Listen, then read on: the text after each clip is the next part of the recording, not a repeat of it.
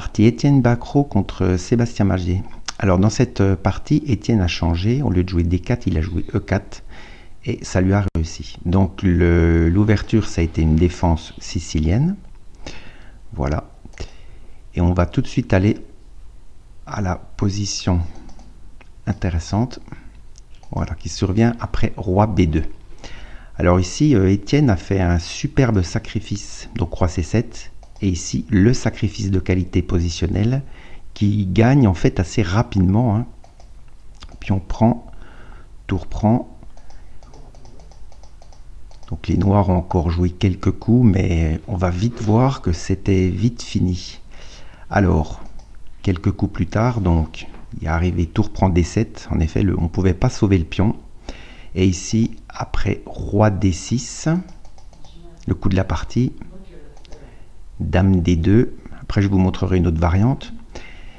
Dame D2, les noirs ont décidé d'abandonner. En effet, si on joue un coup lambda, par exemple, tour H8, tour A7, et on ne peut pas parer le mat en D7. Alors au lieu de Roi C6, après tour prend D7, si on avait joué Roi C8, et ben les blancs gagnent de cette jolie manière, en fait. Tour D8 échec, Roi B7, Dame D7, Dame C7, et maintenant Dame D4. Avec en fait alors je vais jouer des coups lambda hein, pour vous montrer l'idée. Par exemple Dame C6, bon, pour essayer un peu de colmater les brèches.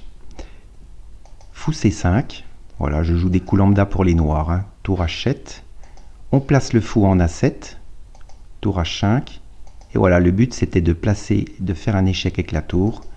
Roi C7 et Dame D8 mat. Et cette manœuvre est apparemment imparable. Voilà donc une très belle partie d'Étienne Bacrot hein, qui a bien senti le sacrifice de qualité positionnelle et après il a vite gagné. Une partie sympathique.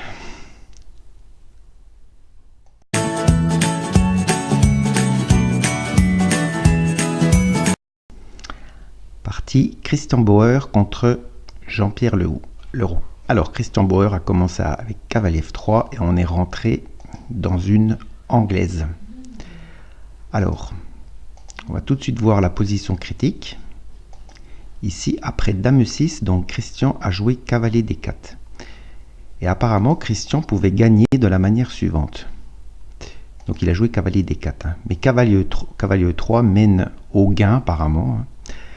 Bon, dans cette position, les noirs n'ont pas vraiment obligé de jouer fou H3 parce que le fou est attaqué. Donc ici, on joue G4, attaque le cavalier.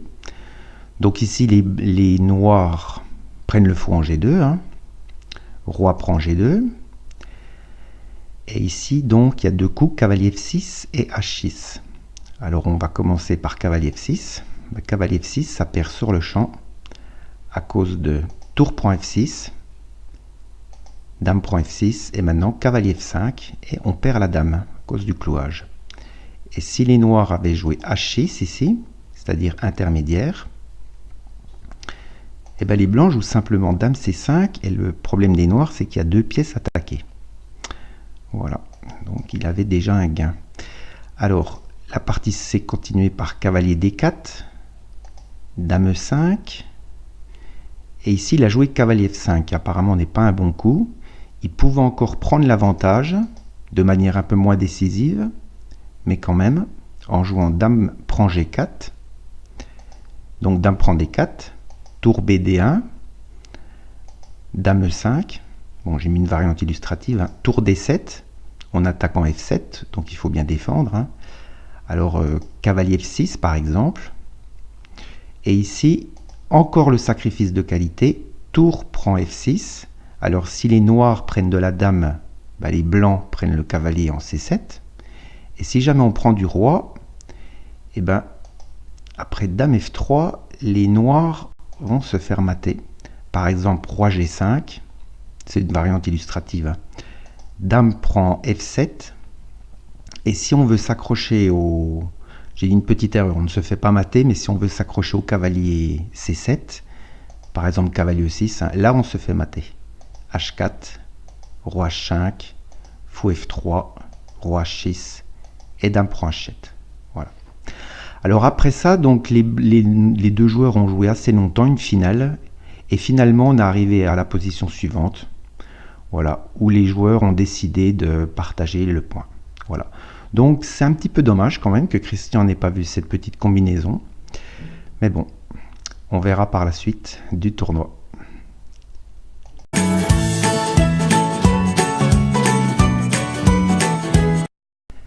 Partie donc Romain-Édouard contre Mathieu Cornette. Alors donc Romain-Édouard est passé de cavalier F3 D4. Alors je montre juste la position à la sortie de l'ouverture. Voilà, on est tombé dans une Grunfeld couleur inversée. Alors une position qui m'a semblé intéressante. Voilà, donc ici les blancs viennent de jouer le coup F5 et les noirs ont joué tour 8. Alors voyons voir ce qui se passe si les noirs essayent de gagner le pion F5 après avoir échangé le cavalier en D4. Il y a une jolie variante. Donc cavalier prend D4, dame prend D4, fou prend F5, parce qu'on était venu pour ça. Et maintenant les blancs sacrifient la qualité. G prend, fou F3. Voilà, ici les blancs vont avoir beaucoup d'attaques sur le roi. Alors j'ai mis une petite variante illustrative, hein, c'est pas la meilleure défense, mais c'est pour vous montrer comme ça peut vite mal tourner. Par exemple sur A6, un coup lambda, la partie est déjà perdue. À cause de cavalier prend D5 très fort. Donc on ne peut pas jouer. Alors si on joue cavalier prend D5, ce qui se passe c'est que tour G1, fou G5 obligé, et fou prend et c'est terminé. Et sur tous les autres coups, c'est très rapidement terminé parce que les blancs menacent aussi cavalier prend E7, dame prend E7 et fou G5 avec un clouage mortel et la tour en G1.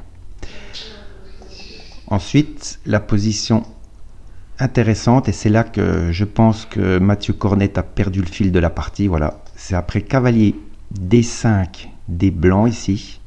Donc ici il a joué roi G7 et après il a perdu très vite. Ici je pense qu'il fallait absolument tenter. Alors ça c'est la partie, hein. Il fallait roi G7, donc il fallait absolument tenter E3. Alors E3, donc on va voir deux variantes illustratives. Alors par exemple dame E1. L'idée de dame E1 c'est de revenir avec la dame en C3 pour faire une batterie avec le cavalier. Mais les noirs ici ont la ressource tour E4. Alors par exemple, hein, c'est juste une variante illustrative. Si les blancs essayent de gagner la qualité en prenant puis en faisant échec, on part avec le roi et on ne peut pas prendre la qualité parce qu'on se fait mater ici. Voilà. Et si les blancs avaient joué dame C3, c'est-à-dire au lieu d'essayer de gagner la qualité directement, et les noirs ici ont dame G3 et ça force la nulle. Les blancs peuvent gagner la tour, mais ça va être échec perpétuel.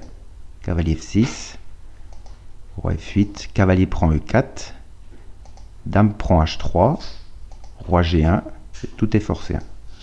Dame G4 et c'est échec perpétuel. Si roi H2, dame H4. Hein. Voilà, les blancs ne peuvent pas sortir de l'échec perpétuel.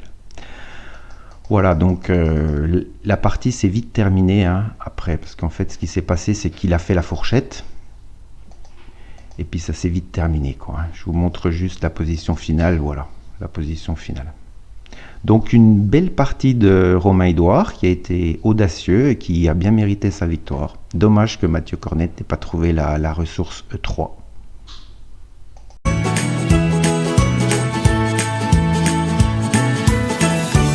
Alors, partie entre Laurent Fraissinet et Yannick Gozzoli. Donc, Laurent Fraissinet a changé son premier coup. Il a joué C4 au lieu de D4 dans la première ronde. Alors, on va voir rapidement la position d'ouverture. Donc, c'est une position, une anglaise. Voilà, il ne s'est rien passé particulier dans cette partie. Je vais juste vous montrer la fin, en fait. Voilà. Donc, les noirs viennent de jouer fou F5. Et après dame A1, les joueurs ont répété les coups par cavalier C2, dame A2, cavalier B4, dame A1, et voilà. Et les blancs, les deux joueurs ont décidé de partager le point. Voilà pour cette partie.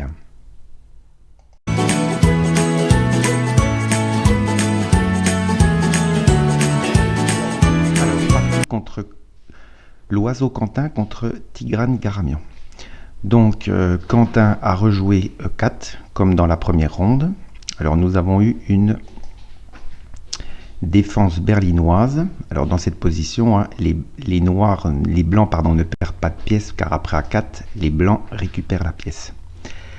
Alors ensuite, la première position intéressante que j'ai trouvée.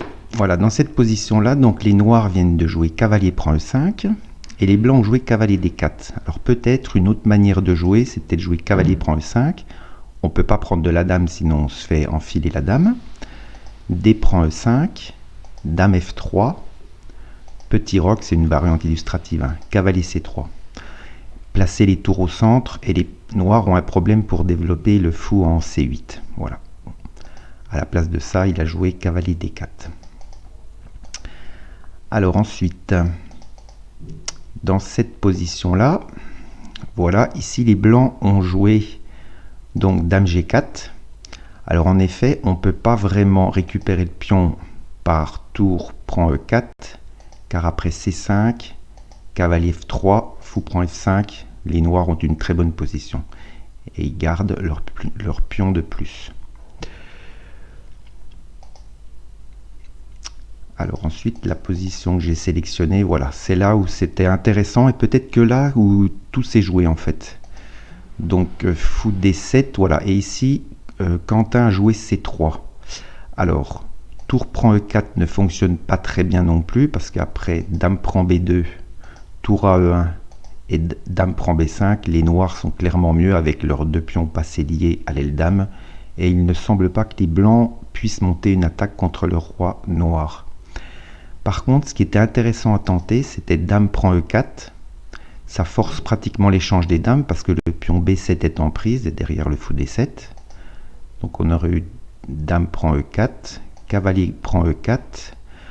Bon, alors ici on peut faire fou prend F5, cavalier prend C5, mais bon, on voit qu'il y a encore un petit peu de jeu pour les noirs, pour les blancs, pardon. Et si on joue B6, en fait, pour protéger le pion, ben, il y a le problème, c'est cavalier D6 en fait qui protège les pions. Donc B5 et F5 et le pion A7 reste arriéré. Voilà, donc peut-être c'est intéressant de tenter ça. Alors ensuite, bon, je ne vais pas montrer la suite, hein, juste la fin, voilà comment ça s'est terminé. Voilà, en fait, ça s'est terminé par une finale de tour. Bon, les noirs vont prendre en G5 et avec les deux pions passés liés, c'est gagné facilement. Voilà.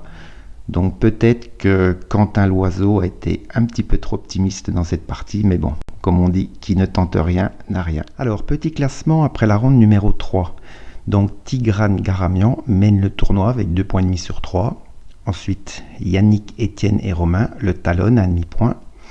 Deux joueurs, Laurent et Christian, sont à 50% des points. Mathieu, Jean-Pierre et Quentin, une perte. Et tournoi un peu difficile pour Sébastien Mazet. Voilà, on verra ce que ça va donner demain. Allez, au revoir et abonnez-vous à notre chaîne.